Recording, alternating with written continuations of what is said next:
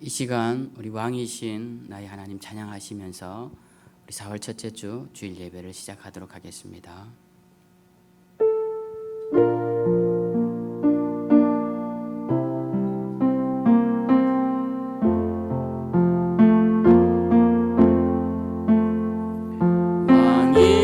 왕이신 나의 하나님,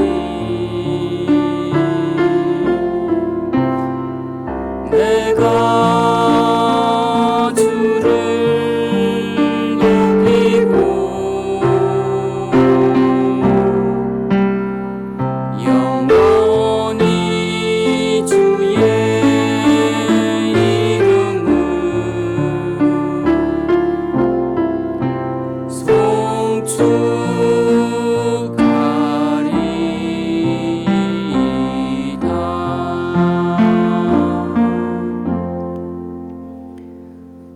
하나님 아버지, 감사합니다. 오늘도 거룩한 주일을 저희에게 허락하시고 비록 주님 저는 아니지만 각자의 삶의 자리에서 주님 앞에 예배하게 하심을 감사를 드립니다. 하나님, 어느 자리 어느 처소에든 우리가 주님을 예배하는 자리가 예배의 처소가 되게 하시고 하나님의 임재가 있는 복된 자리가 되게 하여 주시옵소서.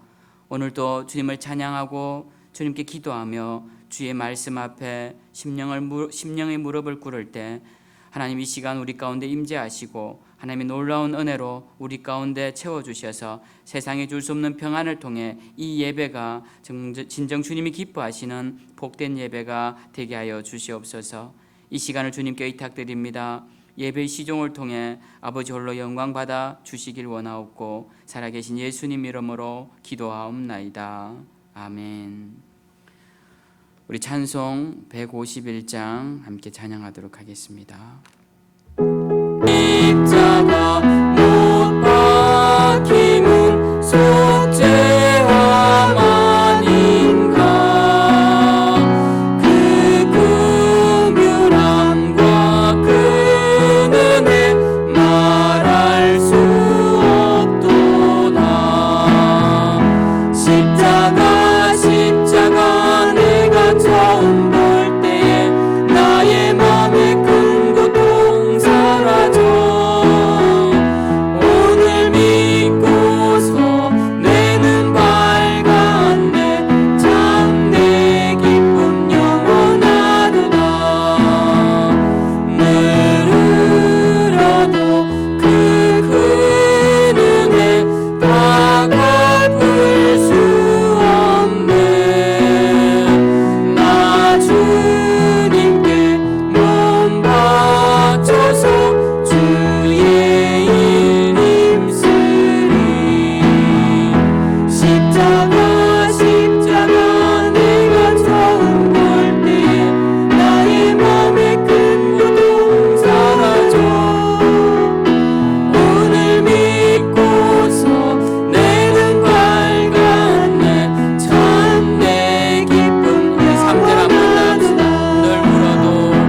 늘 울어도 그 큰 은혜 다 갚을 수 없네. 나 주님께 몸 바쳐서 주의 일 힘쓰리. 십자가 내가 처음 볼 때에 나의 맘에 큰 고통 사라져. 오늘 믿고서 내는 밝았네. 참 내 기쁨 영원하로다. 아멘. 우리 시간 다 함께 합심으로 기도하는 시간 갖도록 하겠습니다.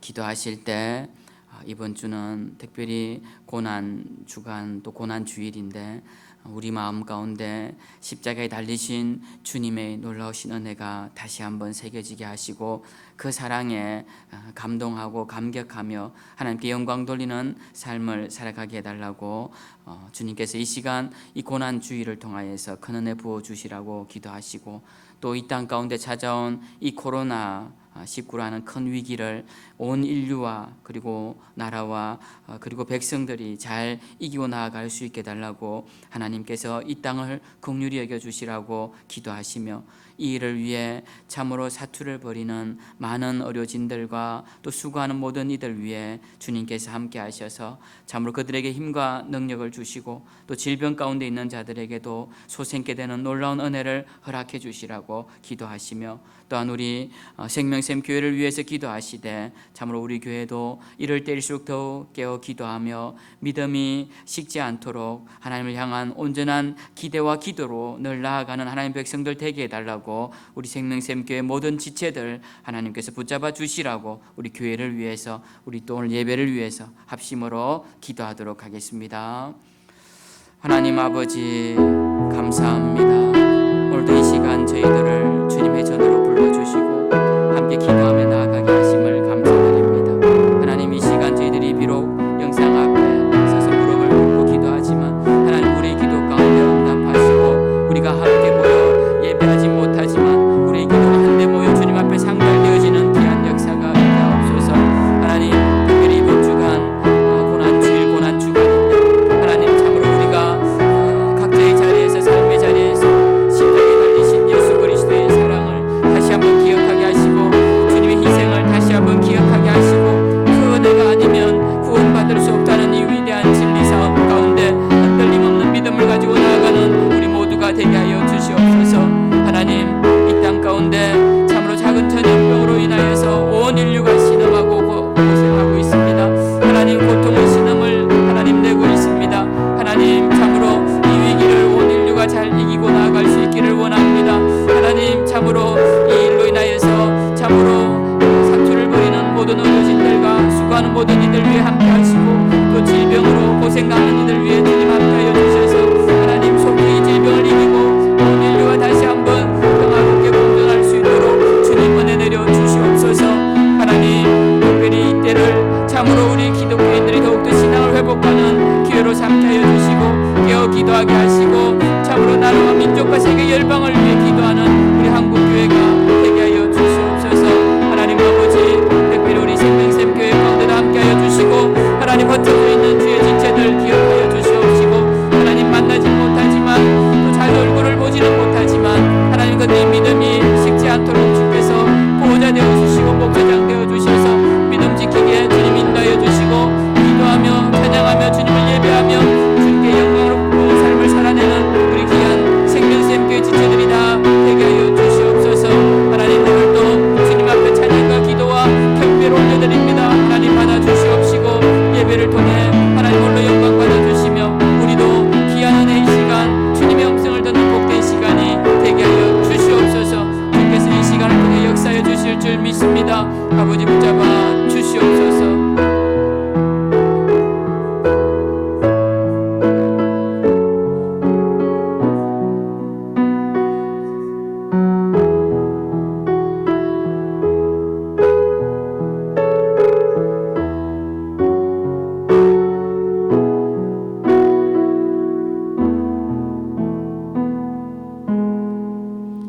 이 시간 우리의 간구 가운데 함께 하신 주님께 찬양과 경배를 올려드리며 살아계신 예수님 이름으로 기도하옵나이다. 아멘. 이 시간 우리 성경 봉독하는 시간 갖겠습니다. 베드로전서 2장 18절부터 25절 말씀입니다. 사환들아, 범사에 두려워함으로 주인들에게 순종하되 선하고 관용하는 자들에게만 아니라 또한 까다로운 자들에게도 그리하라. 부당하게 고난을 받아도 하나님을 생각함으로 슬픔을 참으면 이는 아름다우나 죄가 있어 매를 맞고 참으면 무슨 칭찬이 있으리요.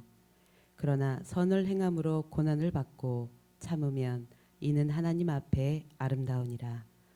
이를 위하여 너희가 부르심을 받았으니 그리스도도 너희를 위하여 고난을 받으사 너희에게 본을 끼쳐 그 자취를 따라오게 하려 하셨느니라. 그는 죄를 범하지 아니하시고 그 입에 거짓도 없으시며 욕을 당하시되 맞대어 욕하지 아니하시고 고난을 당하시되 위협하지 아니하시고 오직 공의로 심판하시는 이에게 부탁하시며 친히 나무에 달려 그 몸으로 우리 죄를 담당하셨으니 이는 우리로 죄에 대하여 죽고 의에 대하여 살게 하려 하심이라. 그가 채찍에 맞음으로 너희는 나음을 얻었나니 너희가 전에는 양과 같이 길을 잃었더니 이제는 너희 영혼의 목자와 감독 되신 이에게 돌아왔느니라. 아멘.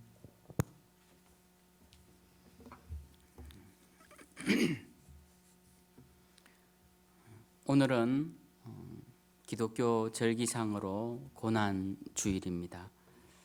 다음 주는 부활절이고요.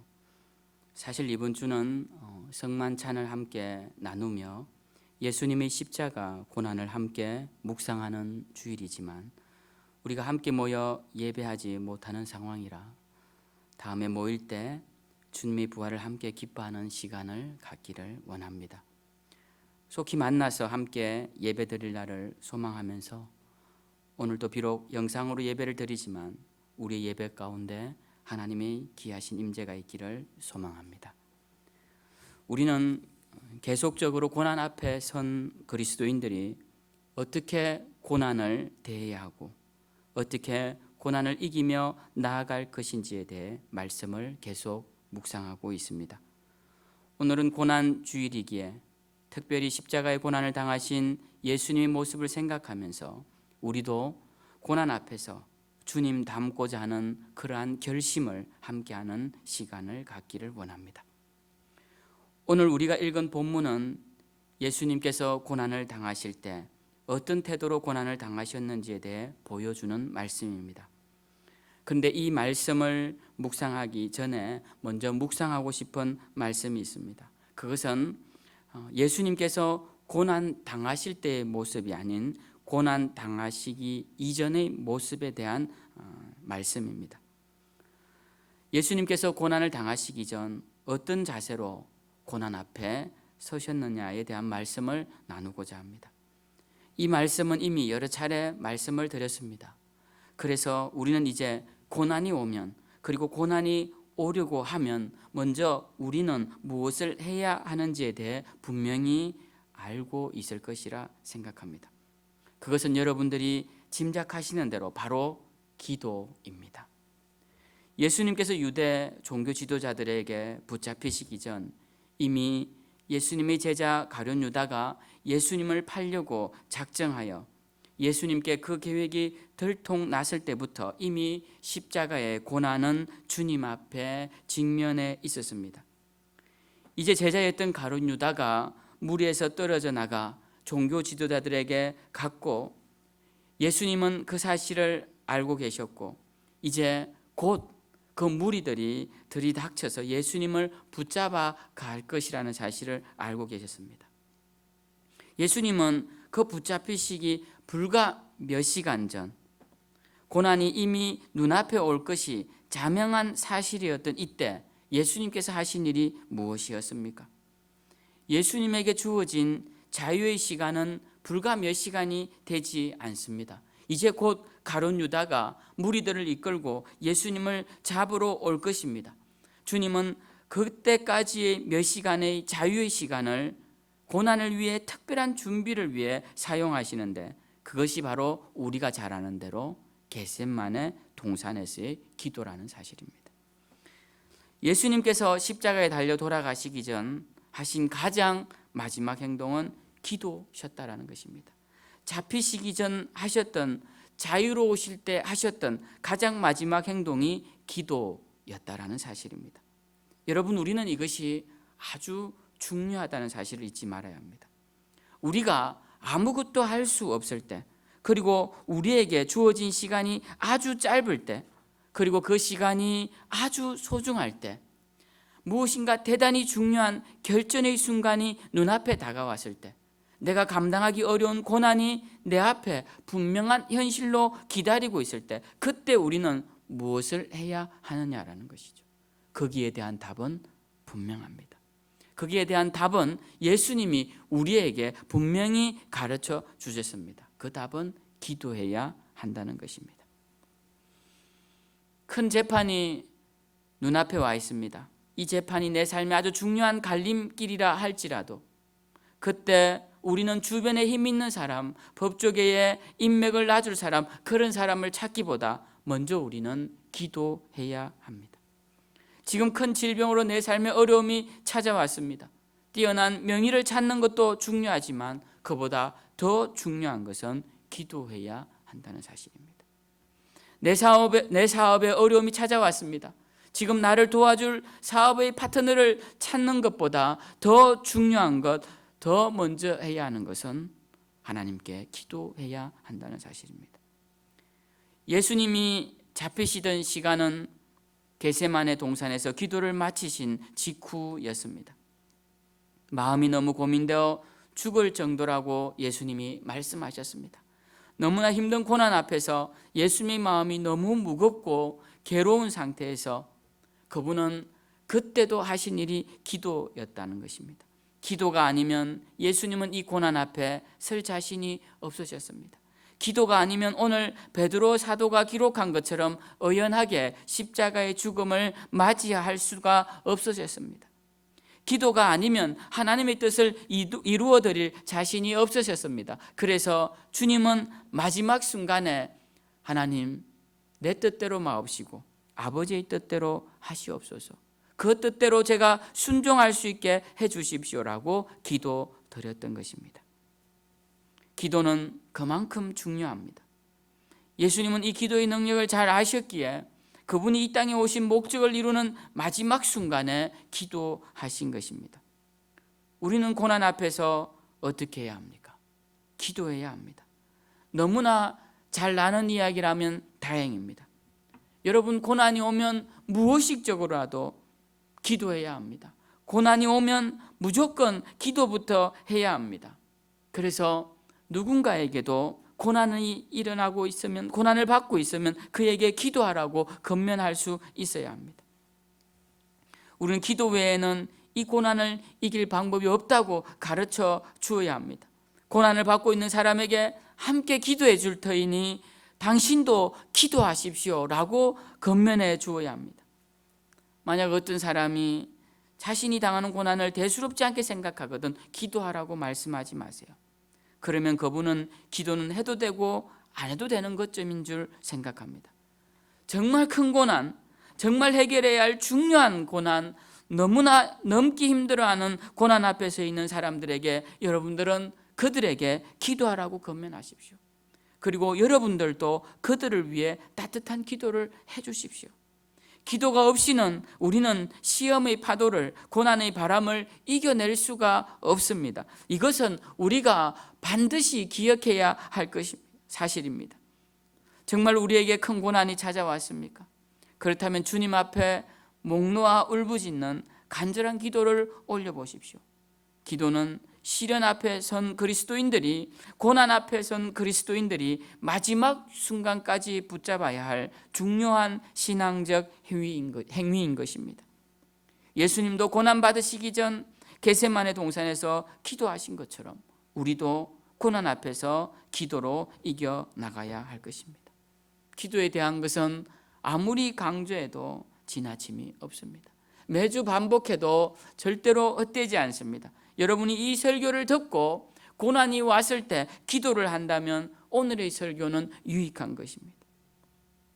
그래서 우리는 고난이 오면 기도해야 한다는 사실을 늘 기억하고 실제로 고난이 찾아왔을 때 우리는 기도로 그 모든 고난을 이겨나갈 수 있어야 할 것입니다. 두 번째는 고난 받으시는 예수님의 자세를 우리가 배워야 합니다. 예수님은 고난 받으시기 전에는 기도를 하셨고 그러면 고난을 받으시는 동안은 어떻게 하셨나를 우리는 살펴보아야 합니다. 예수님은 고난 받으시는 동안 하나님의 뜻을 바라보고 순종하셨습니다. 그 고난에 순응하셨다는 사실입니다.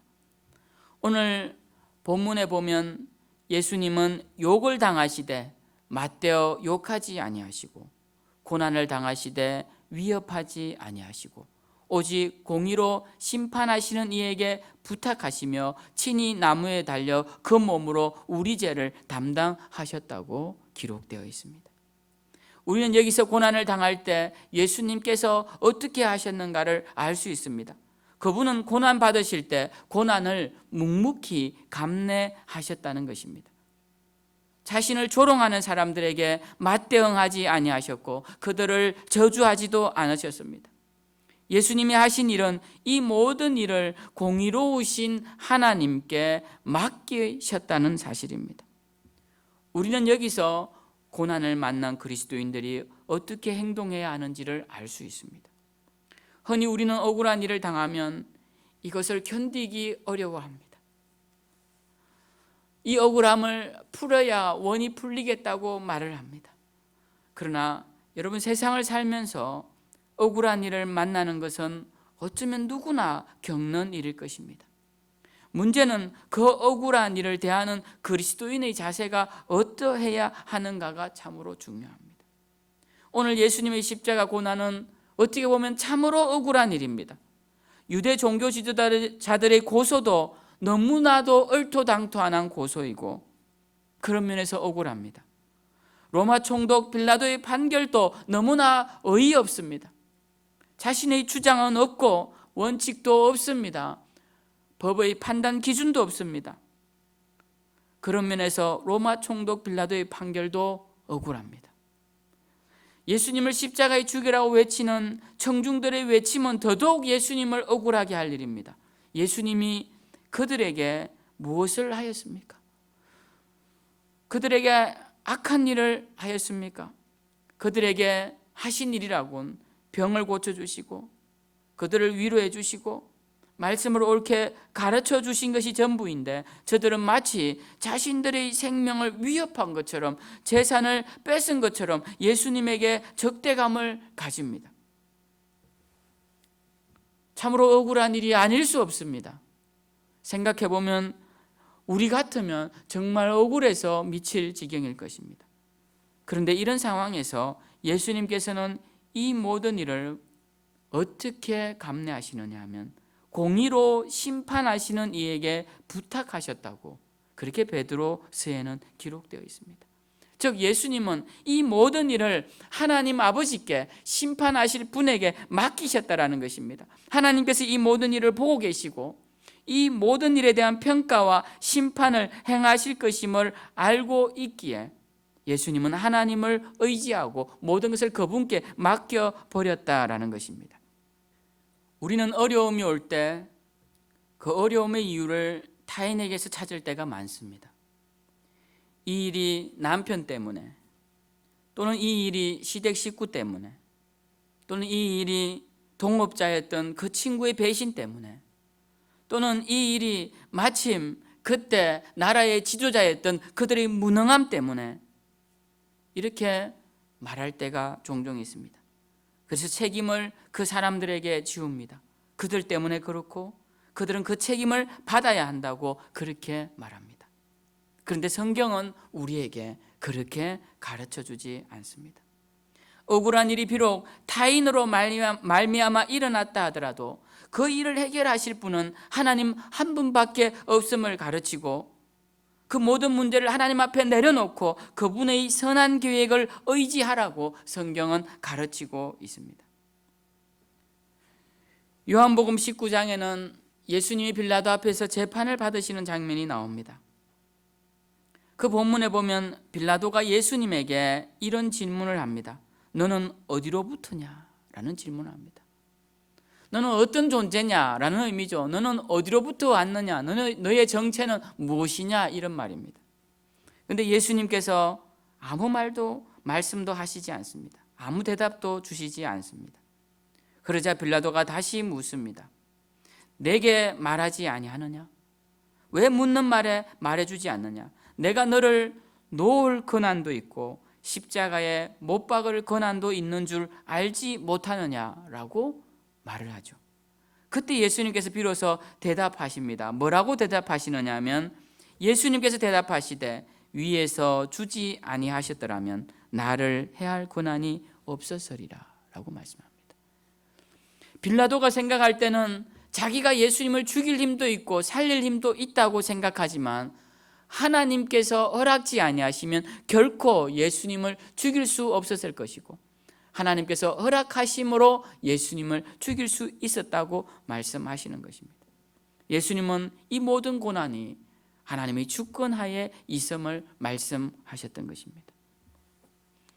우리는 여기서 한 가지 문제에 봉착하게 됩니다.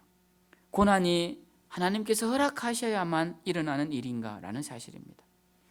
마태복음 10장에 보면 참새 2마리가 한 아사리온에 팔리지 않느냐, 그러나 너희 아버지께서 허락하지 아니하시면 그 하나도 땅에 떨어지지 아니하리라 라는 말씀이 있습니다. 참새가 죽고 팔리는 것도 하나님의 허락이 없으면 되지 않는다고 하시는 말씀입니다. 즉, 이 말씀은 이 세상 만물의 주관자, 소유자는 하나님이시라는 것입니다.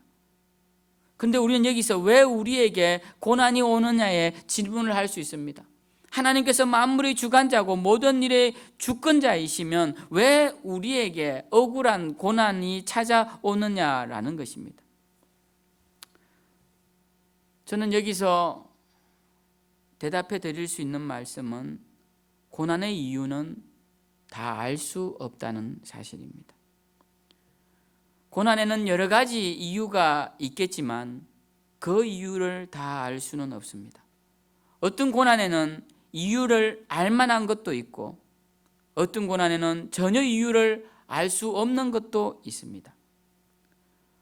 아는 것도 있고 알 수 없는 것도 있다 할지라도 분명한 것은 고난 가운데서는 하나님을 의지하는 것이 가장 현명한 방법이라는 사실입니다. 내 과학회 강연 서두에 이런 글귀가 나오더군요. 우리의 뇌가 우리가 이해할 수 있을 만큼 충분히 단순하다면 우리는 너무 단순해서 우리의 뇌를 결코 이해할 수 없을 것이다. 그러면서 이러한 이야기를 합니다. 20세기는 우주를 가장 먼저 정복하는 자가 세계를 지배하고 21세기에는 뇌를 가장 먼저 정복하는 자가 세계를 정복할 것이다 라는 말을 뇌과학자들이 하는 것을 들었습니다. 사실 인간의 뇌는 놀라운 구조를 가지고 있습니다. 뇌는 뉴런이라는 신경세포들로 이루어져 있는데 이 뉴런의 정확한 개수는 모르지만 대충 짐작컨대 1000억 개 정도가 된다고 합니다. 그리고 이 뉴런 신경세포 하나하나에는 수만의 가지가 나오는데 그 가지와 가지들이 만나는 그 부분들을 시냅스라고 하는데요. 이 시냅스는 100조 개가 넘는다고 합니다. 100조 개 정도. 그러니까 계산이 안 되는 것이죠. 이러한 뇌세포들이 서로 연결되어 경우의 수를 만들어낸다고 생각해 보십시오. 1000억 개의 뉴런이 100조 개의 시냅스를 통하여서 여러 가지 경우의 수를 만들어낸다고 할 때 과연 내 안에서 일어나는 일들을 우리가 예상할 수 있을까요? 그래서 과학자들은 이 뇌를 이해하는 것은 거의 불가능한 것으로 생각합니다.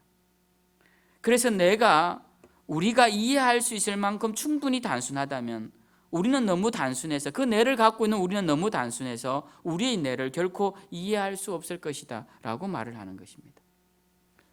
갑자기 왜 내 이야기냐고 하시겠지만 저는 이 말을 듣다가 문득 하나님에 대한 부분도 동일하지 않나 생각했습니다.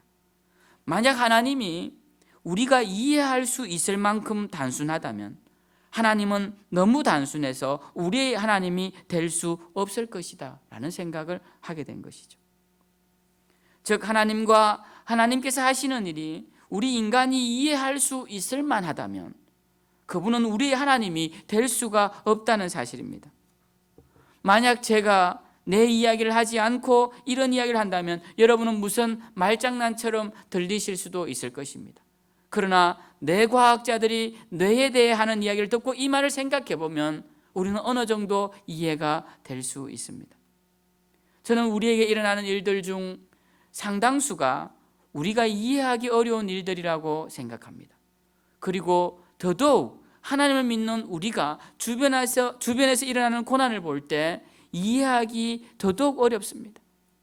그러나 분명한 것은 이해하기 어렵다고 우리가 이해할 수 있는 방식으로 모든 것을 해결하려 하는 것은 더 위험한 행위라는 사실입니다.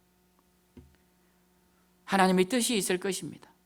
우리가 비록 알지 못하지만 하나님의 뜻이 있을 것입니다. 그러한 믿음으로 우리는 기다리고 하나님의 뜻이 무엇인지를 생각하며 인내해야 합니다. 지금 고난이 비록 어렵더라도, 이해하기 어렵더라도 하나님의 선하신 계획을 믿고 우리는 그 고난 속에서 마치 물고기 뱃속의 요나처럼 그렇게 기도하며 인내하며 나아가야 한다는 사실입니다. 고난 중에 계셨던 예수님의 모습을 생각해 보십시오. 그분은 십자가의 고난 앞에서 하나님의 섭리를 생각하셨습니다. 십자가의 고난에 담긴 하나님의 경륜과 사랑을 생각하셨습니다. 우리도 마찬가지입니다. 우리가 당하는 고난이 어떤 고난인지, 앞으로 어떤 고난을 당할지 잘 모르지만 예수님처럼 고난에 담긴 의미를 생각하며 묵묵히 감내하는 자세가 필요한 것입니다. 마지막으로 고난 받으신 예수님의 그 이유에 대해 우리는 생각해 보기를 원합니다. 우리는 고난 받으시기 전 기도로 고난을 준비하셨던 주님의 모습과 고난을 받으실 때 하나님의 뜻과 섭리를 생각하며 하나님께 모든 것을 맡기고 의연히 고난을 감내하셨던 주님의 모습과 그리고 고난 받으신 이후 예수 그리스도로 통하여서 얻은 놀라운 은혜와 축복, 그 결과물이 무엇인지를 우리는 함께 생각해 보아야 합니다. 예수님의 고난은 불필요한 고난이 아니었습니다. 예수님의 고난은 의미 없는 고난이 아니었습니다. 그분의 고난을 통해 수많은 사람들이 은혜를 입었습니다.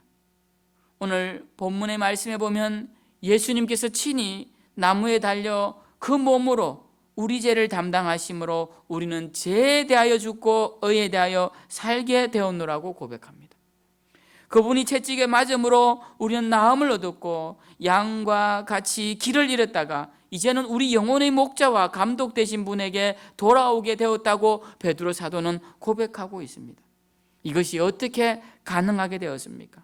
바로 예수님이 우리를 위해 고난을 받으셨기 때문에 그렇습니다. 우리도 마찬가지입니다.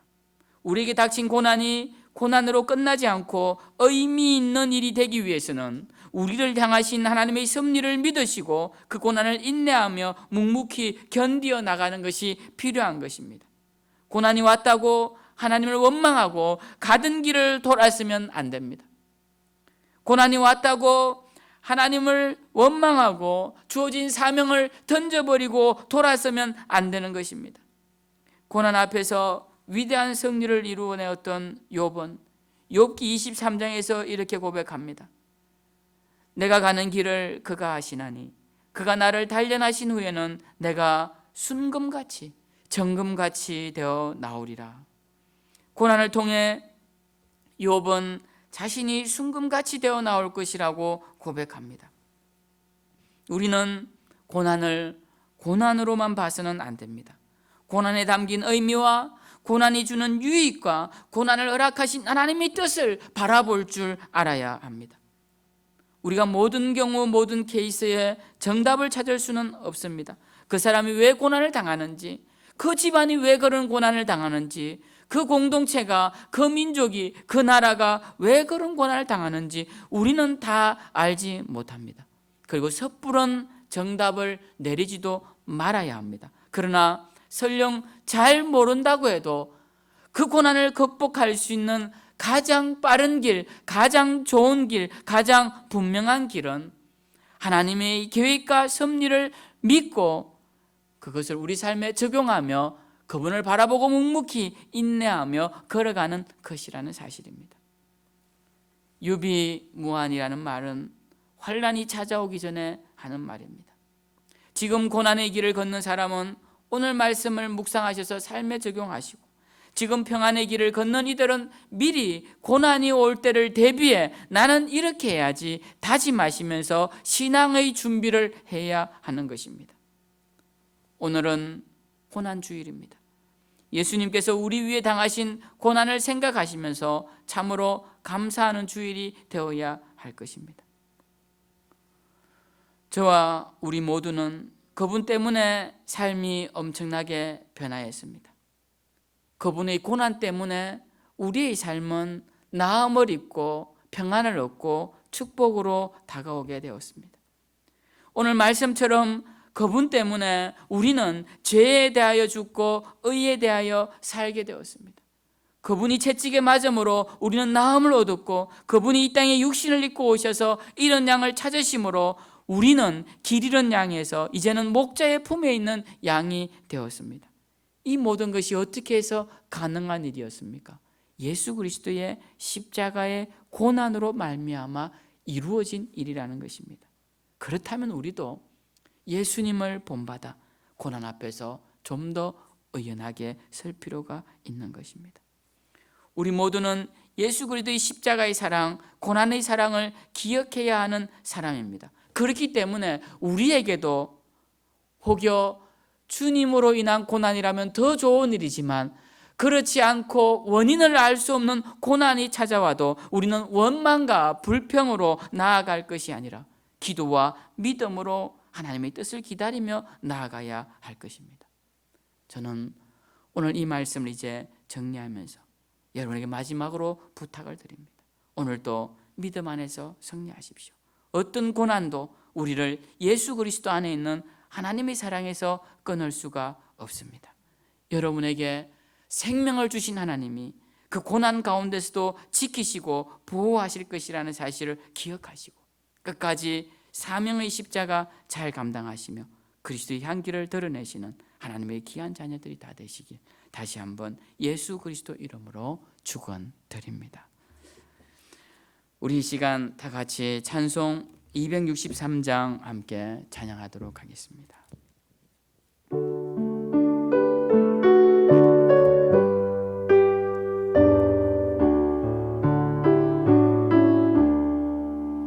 이 세상 험하고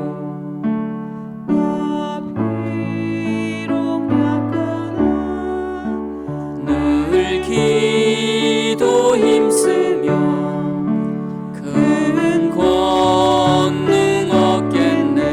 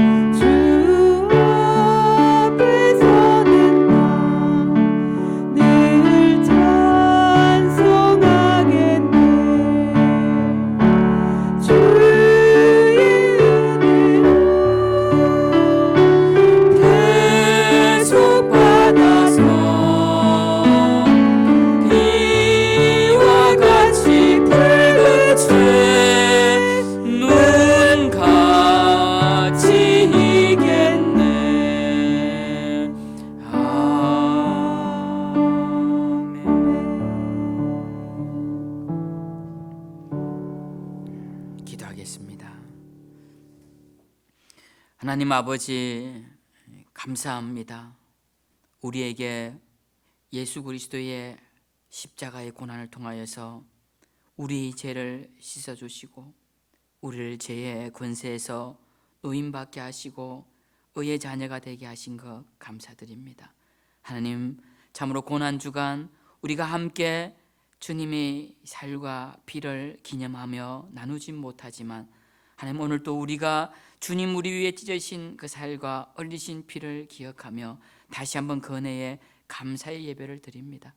하나님, 우리 가운데 허락하신 하나님 놀라우신 은혜가 다시 한번 우리 가운데 생명수처럼 솟아나게 하시고 하나님, 세상의 그 어떤 것도 두려움 없이, 어떤 고난 앞에서도 두려움 없이 주님을 의지하며 설 수 있는 우리 모두가 되게 하여 주시옵소서. 하나님, 오늘도 주신 말씀 우리 마음 신비에 새겨지기를 원합니다. 주님이 고난 앞에 서셨던 모습을 기억하고 우리도 담대히 세상 앞에 설 수 있기를 원합니다. 그 어떤 것도 우리를 향하신 그리스도 예수 안에 있는 하나님의 사랑에서 끊을 것이 없다는 사실을 기억하고 하나님, 어떤 고난 앞에서도 의연히 고난 앞에 직면하게 하시고 그 고난 속에 계획된 하나님의 섭리를 기억하며 묵묵히 그 길을 걸어낼 수 있는 우리 생명샘교회 모든 성도님들이 되게 하여 주시옵소서. 여러 가지 환난과 시험이 많지만 하나님, 이 일로 인하여서 믿음 약해지는 성도 한 명도 없게 하여 주시고 모이지 못하지만 우리 모든 지체들이 흩어져 있으나 더욱더 믿음이 강건하여져서 모였을 땐 더 뜨겁게 주님을 예배하고 찬양하며 더 간절한 마음으로 주께 영광 돌리는 우리 생명샘교회 모든 지체들이 되게 하여 주시옵소서. 오늘 또 주님 앞에 귀한 예물 드린 손길들이 있습니다. 이 모양 저 모양으로 주님 앞에 예물 드린 자들을 주님 기억하여 주시고 하나님 나라를 위하여 헌신된 주의 일꾼들이 참으로 이 교회에 더욱더 넘쳐나게 하시고 그들로 인하여서 섬겨지는 모든 헌신들이 헛되지 아니하도록 우리 생명샘 교회가 하나님 영광을 위해 귀하게 쓰임받도록 축복하여 주시옵소서. 이모저모로 헌신하고 드린 모든 예물들을 주님 허망하여 주신 줄 믿고 감사드리며 이제는 우리 구주 예수 그리스도의 은혜와 아버지 하나님의 크신 사랑과 성령님의 위로하시고 내주 교통하심이 오늘 말씀을 통하여서 고난 앞에 기도로, 고난 중에 의연함으로 하나님의 뜻을 바라보고 고난이 준 유익을 기억하며 나아가기로 다짐하는 사랑하는 귀한 성도님들 머리 위에, 가정들 위에, 그 가정 어린 생명들 위해 이제로부터 영원토록 함께 하시기를 간절히 축원하옵나이다. 아멘.